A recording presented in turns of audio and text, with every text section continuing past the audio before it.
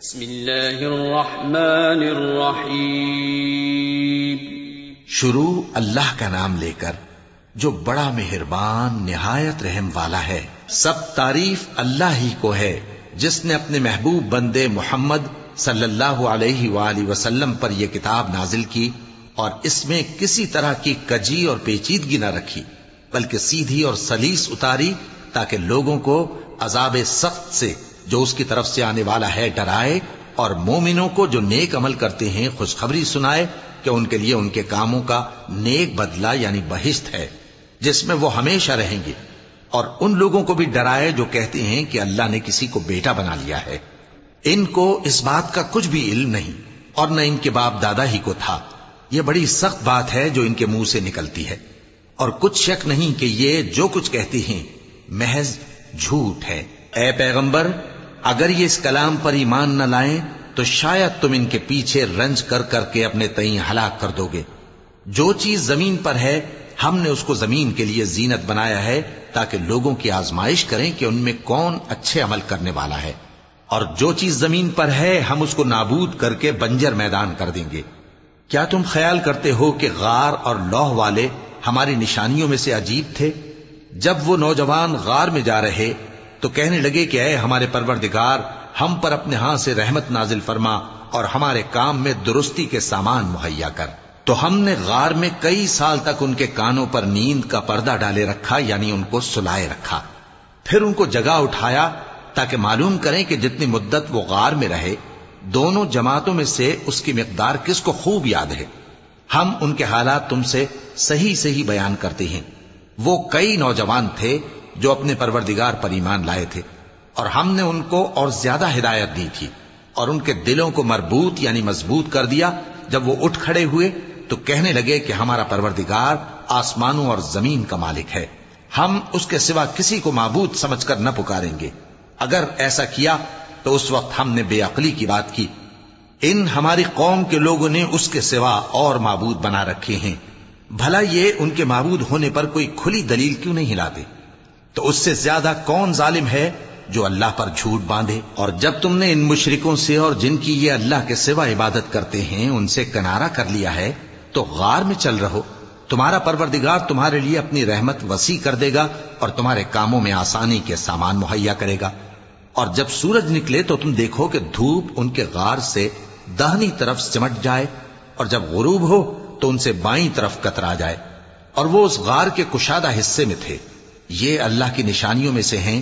جس کو اللہ ہدایت دے وہ ہدایت یاب ہے، اور جس کو گمراہ رہنے دے تو تم اس کے لیے کوئی دوست راہ بتانے والا نہ پاؤ گے. اور تم ان کے متعلق خیال کرو کہ وہ جاگ رہے ہیں حالانکہ وہ سوتے ہیں، اور ہم ان کو دائیں اور بائیں کروٹ بدلاتے تھے، اور ان کا کتا چوکھٹ پر دونوں ہاتھ پھیلائے ہوئے تھا. اگر تم ان کو جھانک کر دیکھتے تو پیٹ پھیر کر بھاگ جاتے اور ان سے دہشت میں آ جاتے. اور اسی طرح ہم نے ان کو اٹھایا تاکہ آپس میں ایک دوسرے سے دریافت کریں. ایک کہنے والے نے کہا کہ تم یہاں کتنی مدت رہے؟ انہوں نے کہا کہ 1 دن یا اس سے بھی کم. انہوں نے کہا کہ جتنی مدت تم رہے ہو تمہارا پروردگار ہی اس کو خوب جانتا ہے. تو اپنے میں سے کسی کو یہ روپیہ دے کر شہر بھیجو، وہ دیکھے کہ نفیس کھانا کون سا ہے تو اس میں سے کھانا لے آئے، اور احتیاط سے آئے جائے اور تمہارا حال کسی کو نہ بتائے. اگر وہ تم پر دسترس پا لیں گے تو تمہیں سنسار کر دیں گے یا پھر اپنے مذہب میں داخل کر لیں گے، اور اس وقت تم کبھی فلاح نہیں پاؤ گے. اور اسی طرح ہم نے لوگوں کو ان کے حال سے خبردار کر دیا تاکہ وہ جانیں کہ اللہ کا وعدہ سچا ہے، اور یہ کہ قیامت جس کا وعدہ کیا جاتا ہے اس میں کچھ شک نہیں. اس وقت لوگ ان کے بارے میں باہم جھگڑنے لگے اور کہنے لگے کہ ان کے غار پر عمارت بنا دو. ان کا پروردگار ان کے حال سے خوب واقف ہے. جو لوگ ان کے معاملے میں غلبہ رکھتے تھے وہ کہنے لگے کہ ہم ان کے غار پر مسجد بنائیں گے. بعض لوگ اٹکل پچو کہیں گے کہ وہ 3 تھے اور چوتھا ان کا کتا تھا، اور بعض کہیں گے کہ وہ 5 تھے اور چھٹا ان کا کتا تھا، اور بعض کہیں گے کہ وہ 7 تھے اور 8واں ان کا کتا تھا. کہہ دو کہ میرا پروردگار ہی ان کے شمار سے خوب واقف ہے. ان کو جانتے بھی ہیں تو تھوڑے ہی لوگ جانتے ہیں. تو تم ان کے معاملے میں بحث نہ کرنا مگر سرسری سی بحث، اور نہ ان کے بارے میں ان میں سے کسی سے کچھ دریافت ہی کرنا، اور کسی کام کی نسبت نہ کہنا کہ میں اسے کل کر دوں گا مگر انشاءاللہ کہہ کر، یعنی اگر اللہ چاہے تو کر دوں گا، اور جب اللہ کا نام لینا بھول جاؤ تو یاد آنے پر لے لو، اور کہہ دو کہ امید ہے کہ میرا پروردگار مجھے اس سے بھی زیادہ ہدایت کی باتیں بتائے۔ اور اصحاب کہف اپنے غار میں 9 پر 300 سال رہے۔ کہہ دو کہ جتنی مدت وہ رہے اسے اللہ ہی خوب جانتا ہے، اسی کو آسمانوں اور زمین کی پوشیدہ باتیں معلوم ہیں، وہ کیا خوب دیکھنے والا اور کیا خوب سننے والا ہے۔ اس کے سوا ان کا کوئی کارساز نہیں، اور نہ وہ اپنے حکم میں کسی کو شریک کرتا ہے۔ اور اپنے پروردگار کی کتاب کو جو تمہارے پاس بھیجی جاتی ہے پڑھتے رہا کرو، اس کی باتوں کو کوئی بدلنے والا نہیں، اور اس کے سوا تم کہیں پناہ بھی نہیں پاؤ گے۔ اور جو لوگ صبح و شام اپنے پروردگار کو پکارتے اور اس کی خوشنودی کے طالب ہیں، ان کے ساتھ صبر کرتے رہو، اور تمہاری نگاہیں ان میں سے گزر کر اور طرف نہ دوڑیں کہ تم دنیاوی زندگی کی رونقوں کے خواستگار ہو جاؤ۔ اور جس شخص کے دل کو ہم نے اپنی یاد سے غافل کر دیا ہے اور وہ اپنی خواہش کی پیروی کرتا ہے اور اس کا کام حد سے بڑھ گیا ہے، اس کا کہا نہ ماننا۔ اور کہہ دو کہ لوگوں، یہ قرآن تمہارے پروردگار کی طرف سے برحق ہے، تو جو چاہے ایمان لائے اور جو چاہے کافر رہے۔ ہم نے ظالموں کے لیے دوزخ کی آگ تیار کر رکھی ہے جس کی قناتیں ان کو گھیر رہی ہوں گی، اور اگر فریاد کریں گے تو ایسے کھولتے ہوئے پانی سے ان کی داد رسی کی جائے گی جو پگھلے ہوئے تانبے کی طرح گرم ہوگا، اور جو ان کے چہروں کو بھون ڈالے گا۔ ان کے پینے کا پانی بھی برا اور آرام گاہ بھی بری۔ اور جو ایمان لائے اور کام بھی نیک کرتے رہے تو ہم نیک کام کرنے والوں کا اجر ضائع نہیں کرتے۔ ایسے لوگوں کے لیے ہمیشہ رہنے کے باغ ہیں جن میں ان کے محلوں کے نیچے نہریں بہ رہی ہیں، ان کو وہاں سونے کے کنگن پہنائے جائیں گے، اور وہ باریک دیبا اور اطلس کے سبز کپڑے پہنا کریں گے، اور تختوں پر تکیے لگا کر بیٹھا کریں گے۔ کیا خوب بدلہ اور کیا خوب آرام گاہ ہے۔ اور ان سے 2 شخصوں کا حال بیان کرو جن میں سے ایک کو ہم نے انگور کے 2 باغ عنایت کیے تھے اور ان کے گردا گرد کھجوروں کے درخت لگا دیے تھے، اور ان کے درمیان کھیتی پیدا کر دی تھی۔ دونوں باغ کثرت سے پھل لاتے اور اس کی پیداوار میں کسی طرح کی کمی نہ ہوتی، اور دونوں میں ہم نے ایک نہر بھی جاری کر رکھی تھی، اور اس طرح اس شخص کو ان کی پیداوار ملتی رہتی تھی۔ تو ایک دن جبکہ وہ اپنے دوست سے باتیں کر رہا تھا، کہنے لگا کہ میں تم سے مال و دولت میں بھی زیادہ ہوں اور جتھے اور جماعت کے لحاظ سے بھی زیادہ عزت والا ہوں، اور ایسی شیخیوں سے اپنے حق میں ظلم کرتا ہوا اپنے باغ میں داخل ہوا۔ کہنے لگا کہ میں نہیں خیال کرتا کہ یہ باغ کبھی تباہ ہو، اور نہ خیال کرتا ہوں کہ قیامت برپا ہو، اور اگر میں اپنے پروردگار کی طرف لوٹایا بھی جاؤں تو وہاں ضرور اس سے اچھی جگہ پاؤں گا۔ تو اس کا دوست جو اس سے گفتگو کر رہا تھا کہنے لگا کہ کیا تم اس ذات سے کفر کرتے ہو جس نے تم کو مٹی سے پیدا کیا، پھر نطفے سے، پھر تمہیں پورا آدمی بنایا؟ مگر میں تو یہ کہتا ہوں کہ اللہ ہی میرا پروردگار ہے، اور میں اپنے پروردگار کے ساتھ کسی کو شریک نہیں کرتا۔ اور جب تم اپنے باغ میں داخل ہوئے تو تم نے ما شاء اللہ لا قوت الا باللہ کیوں نہ کہا؟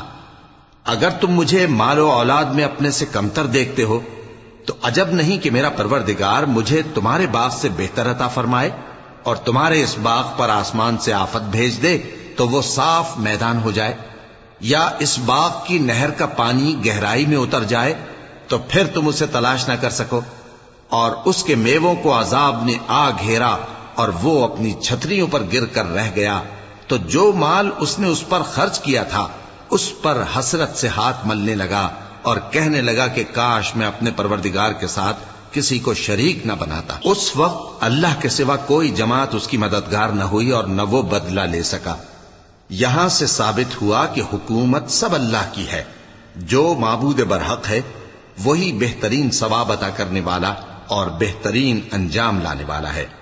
اور ان سے دنیا کی زندگی کی مثال بھی بیان کر دو کہ وہ ایسی ہے جیسے پانی جسے ہم نے آسمان سے برسایا تو اس کے ساتھ زمین کی پیداوار مل کر نکلی، پھر وہ چورا چورا ہو گئی کہ ہوائیں اسے اڑاتی پھرتی ہیں، اور اللہ تو ہر چیز پر قدرت رکھتا ہے۔ مال اور بیٹے تو دنیا کی زندگی کی رونق و زینت ہیں، اور نیکیاں جو باقی رہنے والی ہیں وہ ثواب کے لحاظ سے تمہارے پروردگار کے ہاں بہت اچھی اور امید کے لحاظ سے بہت بہتر ہیں۔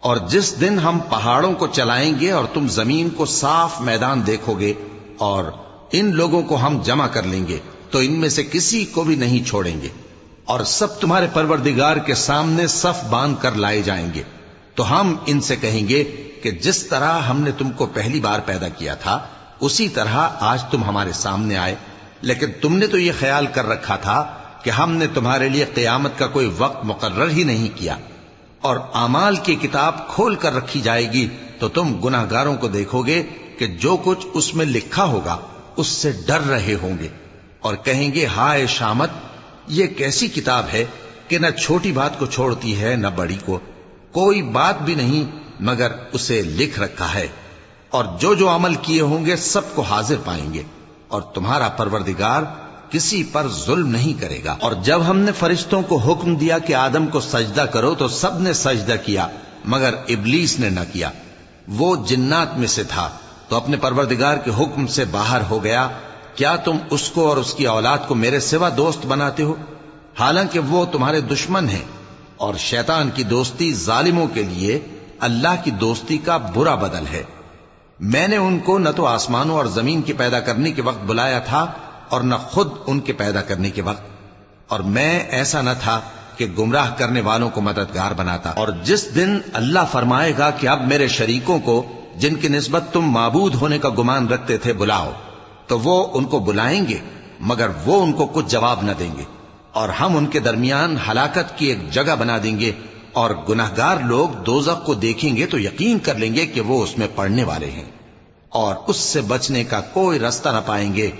اور ہم نے اس قرآن میں لوگوں کے سمجھانے کے لیے طرح طرح کی مثالیں بیان فرمائی ہیں، لیکن انسان سب چیزوں سے بڑھ کر جھگڑالو ہے، اور لوگوں کے پاس جب ہدایت آ گئی تو ان کو کس چیز نے منع کیا کہ ایمان لائیں اور اپنے پروردگار سے بخشش مانگیں، بجز اس کے کہ اس بات کے منتظر ہوں کہ انہیں بھی پہلوں کا سا معاملہ پیش آئے یا ان پر عذاب سامنے سے آ جائے۔ اور ہم جو پیغمبروں کو بھیجا کرتے ہیں تو صرف اس لیے کہ لوگوں کو اللہ کی نعمتوں کی خوشخبریاں سنائیں اور عذاب سے ڈرائیں، اور جو کافر ہیں وہ باطل کی مدد سے جھگڑا کرتے ہیں تاکہ اس سے حق کو پھسلا دیں، اور انہوں نے ہماری آیتوں کو اور جس چیز سے ان کو ڈرایا جاتا ہے اسے ہنسی بنا لیا ہے۔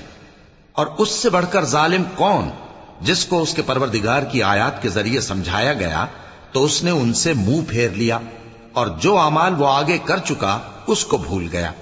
ہم نے ان کے دلوں پر پردے ڈال دیے کہ اسے سمجھ نہ سکیں، اور کانوں میں ثقل پیدا کر دیا ہے کہ سن نہ سکیں، اور اگر تم ان کو رستے کی طرف بلاؤ تو کبھی رستے پر نہ آئیں گے، اور تمہارا پروردگار بخشنے والا صاحب رحمت ہے۔